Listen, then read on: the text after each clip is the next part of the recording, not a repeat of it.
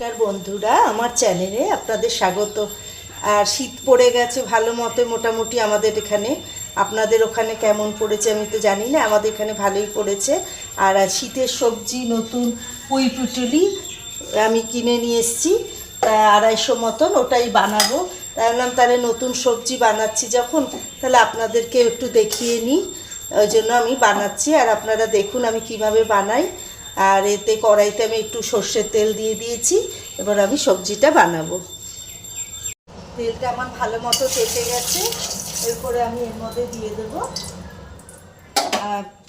5 ফোড়ন আর শুকনো লঙ্কাগুলো আমি ফাটিয়ে নিয়েছি, আর একটু 5 ফোড়ন দিয়ে একটু নেড়ে নেব।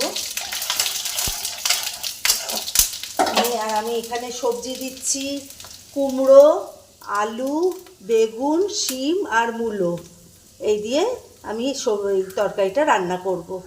এক এক করে আমি সব সবজিগুলো তেলের মধ্যে দিয়ে দিলাম।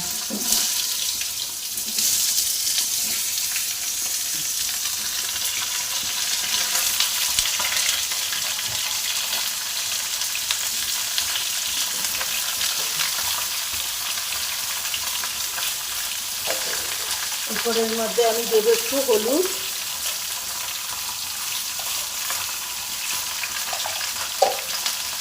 আর একটু জিরের গুঁড়ো, 1 চামচের মতো জিরের গুঁড়ো, আর একটু লবণ দিলাম পরিমাণ মতন।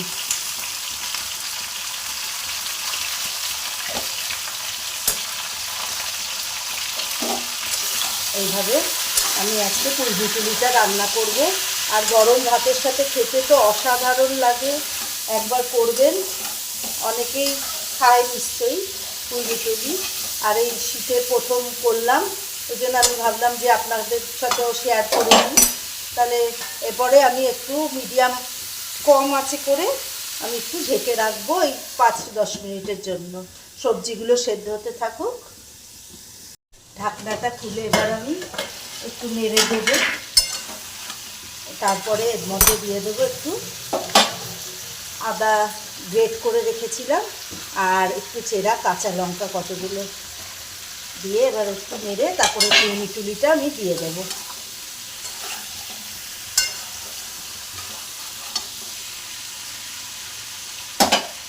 এই 250 মতন পুঁই পুটুলি কিনেছি, এই যে পুঁই পুটুলিটা এবার দিয়ে দিলাম।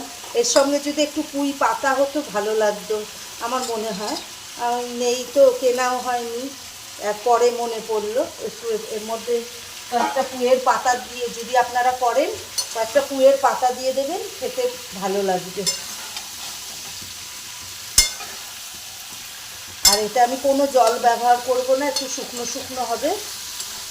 এর থেকেই যা জল বেরোবে সবজির থেকে, পুঁই পুটুলি থেকে, আর আমি কোনো জল ব্যবহার করব না। আর এটা একটু কম আঁচে রেখেই আমি রান্নাটা করব।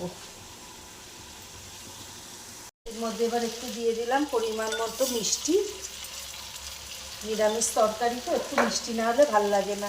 আর একটু ধনেপাতা, ভাল লাগবে খেতে, দিয়ে দেখবেন ধনেপাতা। আর যদি আপনারা না খান ধনেপাতা দেবেন না, কিন্তু খারাপ লাগবে না, ভালোই লাগবে ধনেপাতা।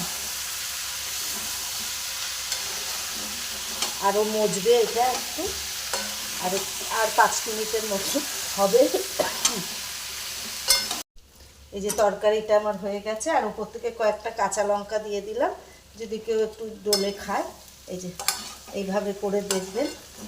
এই যে রান্না আমার হয়ে গেছে, এবার আমি নামিয়ে নেব।